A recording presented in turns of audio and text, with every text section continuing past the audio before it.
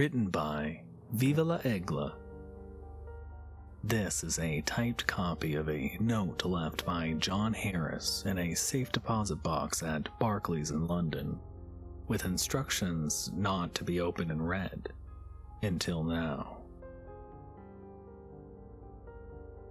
I apologize to you now, reader, for the information I feel the need to relay to someone, even knowing that I will have passed before it can be read. This information has been carefully guarded, and not by myself, but by those in power. And my own tongue has been sworn and threatened to silence. After this event, I was told what to say, who I could not speak to, and at all times watched. Long after the event, I was not so closely guarded, but in certain moments I could tell I was being monitored. Now, so far after it, and with my life almost complete, I feel I can leave this note somewhere secure without it being found out until long after I have passed. So, believe me or not, indulge me in telling my story of the sinking of the RMS Titanic. I am, or was, a wealthy man, which was somewhat of a requirement to get a place aboard Titanic. I have never been overly fond of the sea, but you have to understand how prestigious this ship was. Vain though it may be, I felt the greatness of the ship would rub a bit on me, and that it would make for excellent dinner conversation to describe to guests the luxuries that I experienced on this liner. For it truly was a sight, and my accommodations lacked no luxury. And more than this, I had previously met the captain, Edward Smith, at a dinner party or two, and he had made quite a charming impression on me. More than just an excellent ship captain, he was a tough, capable man that seemed like he had a will of stone. I thought him unflappable. This would make that night that much more terrible. The night was April 14th, a few days into the trip. I had been having quite a time chatting with other socialites that had come to the ship with the same pretentious reasons as myself, and drinking not a few cocktails. I had been out on the ship's deck enjoying some much-needed fresh air when the ship's previously sailing so smoothly and with nothing seemingly about it, lurched to a halt. I stumbled forward and practically fell, and my immediate assumption was that I had consumed just a bit more alcohol than I thought. However, upon hearing the restlessness of the boat after this moment, I wandered over to the side to see if perhaps we had struck something. There was, I can tell you, no iceberg. Authorities have told me quite clearly that I should say there was, but this was not the case. However, when I looked over the side, there was indeed quite a bit of ice, but it only seemed to be in the water immediately where the boat touched the surface, like a perfect ring around the ship. It had halted us, clearly, and in staring at it for a moment, I thought it was slowly moving, like frost up the side of the ship. It was very dark, though, and I could tell you with no surety the ice was moving, although there were sounds like cracks of ice upon the surface of a lake. I was floored by this, and being my arrogant and somewhat intoxicated self, I marched off to see Captain Smith and ask him how such an event could occur. Some strange natural phenomenon? Could he have avoided it?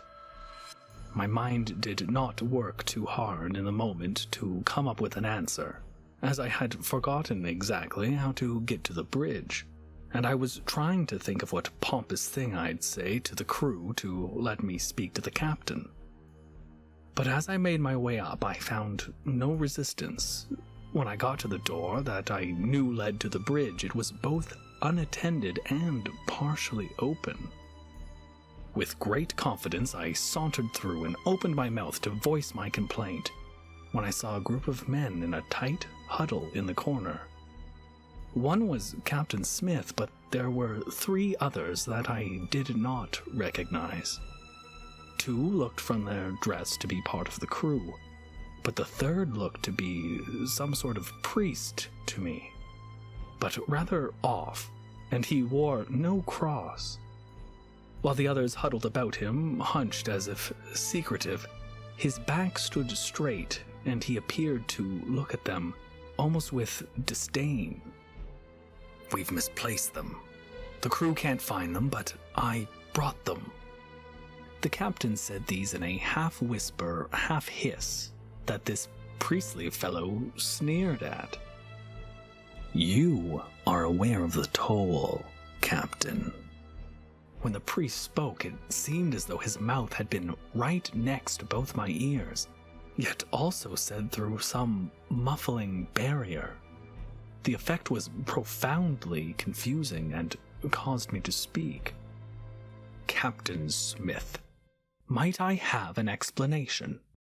My memory of my words does not contain the slurring that was most likely evident.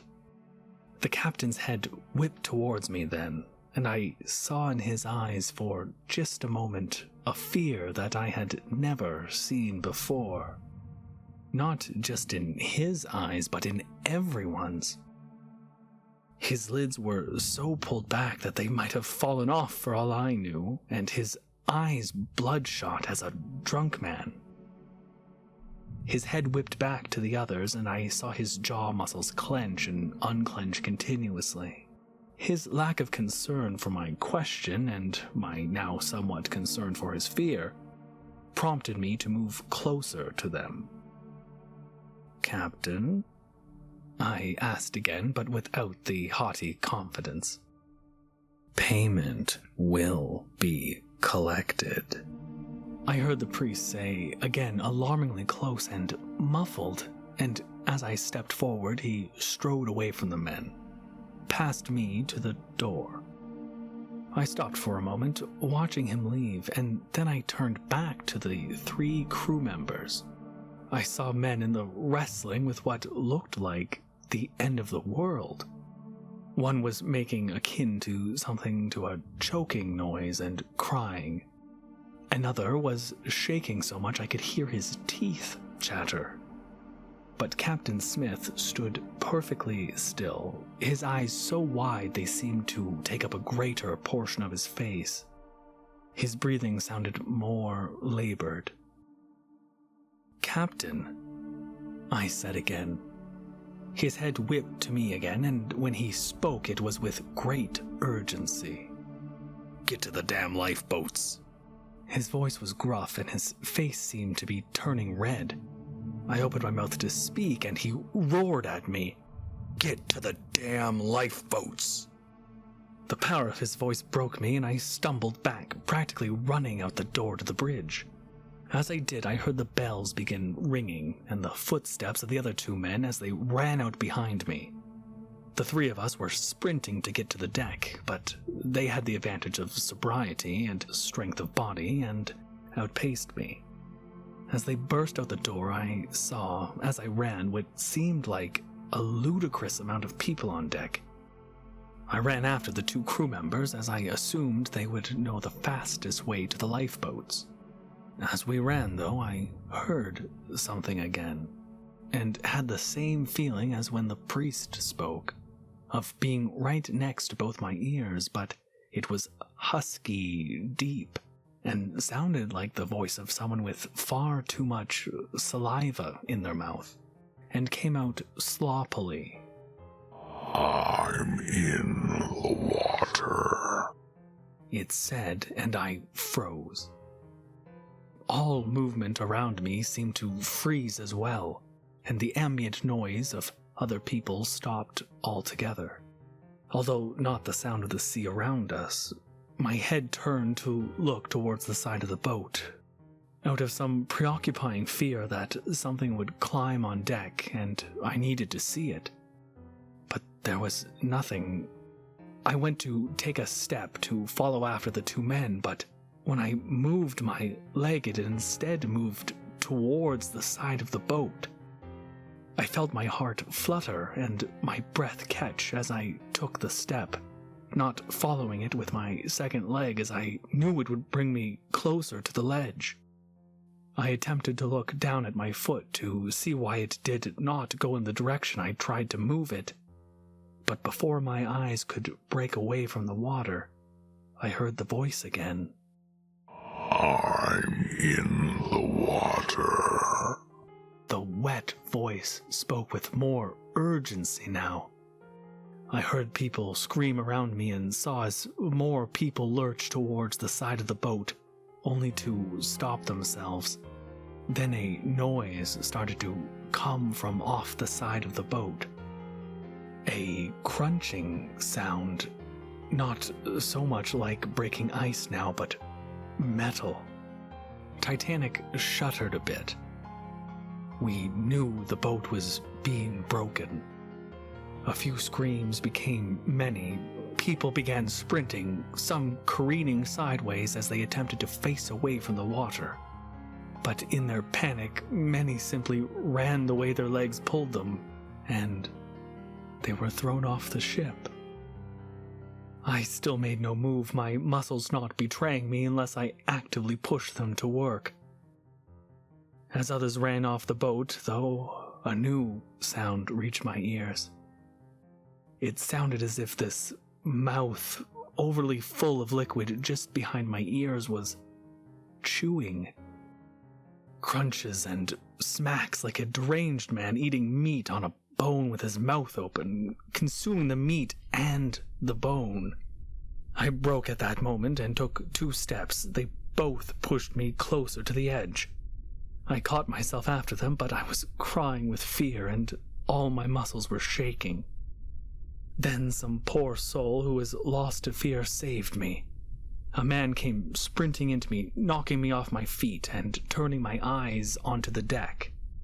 I heard him keep going, screaming all the way, falling off the ship.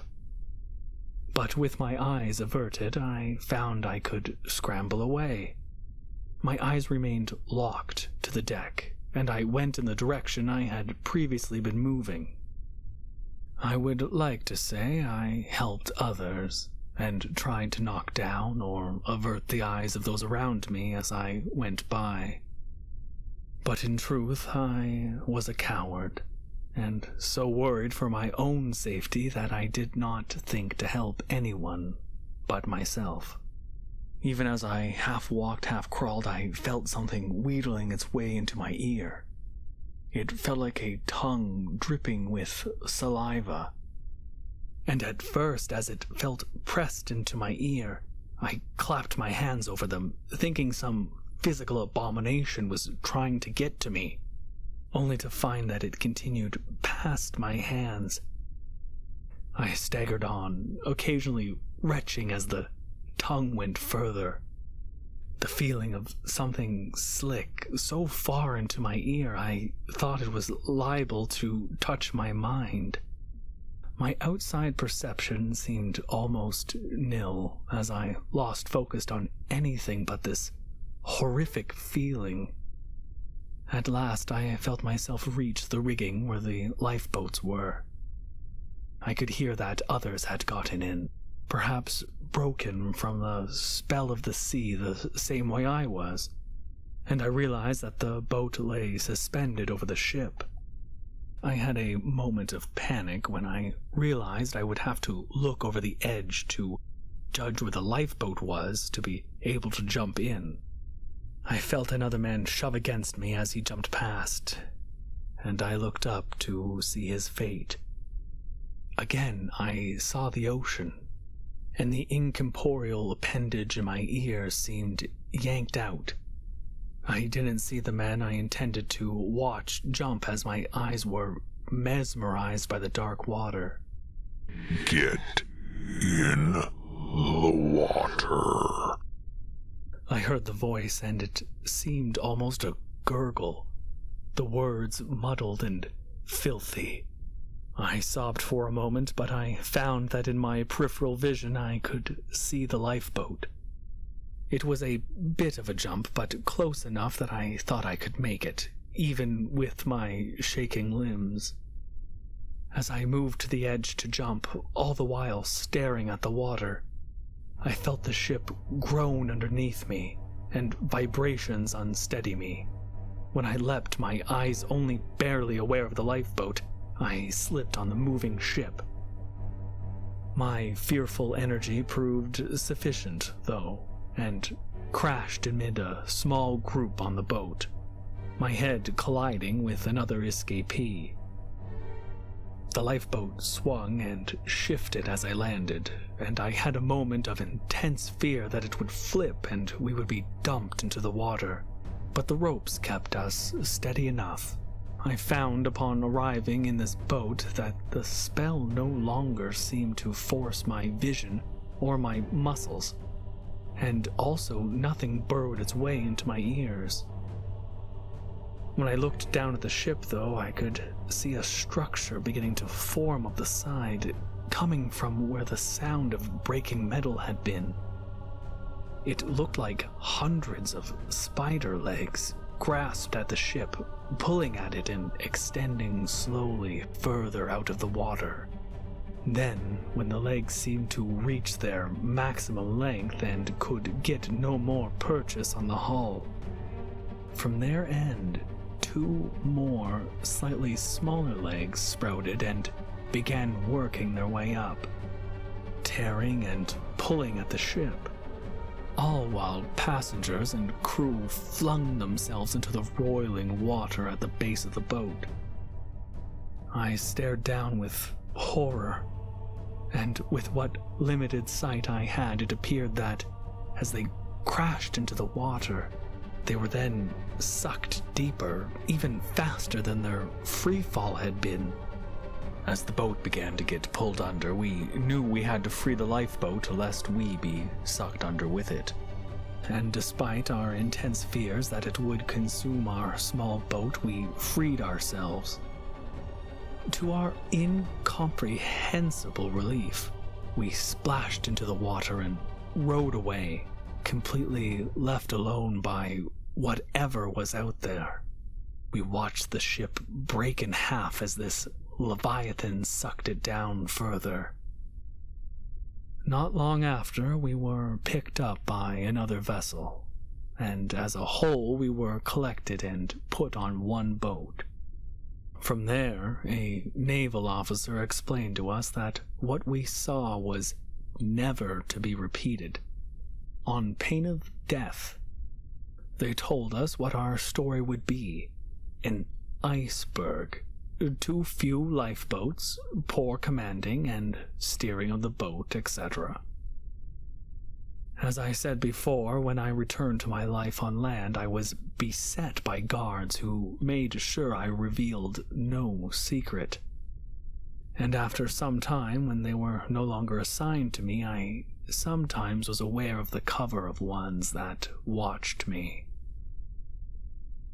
No mention of this did I make to anyone, out of fear of them and fear of giving words and remembrance to this event that has so scared me. I hope this letter does more than fill someone with fear, for although I write it for some catharsis, I must hope that some good can come from this knowledge. And I would warn you of two things before I finish. First, you should destroy this letter. For if you were to be found with a letter from me about this event, I have no doubt you would be silenced in whatever way they deemed necessary. Second, while I have never set foot on a ship again, I have seen pictures of many ships with their crews displayed, and on all boats of a certain size, I have always found a member of the crew that looked nearly identical to that priest.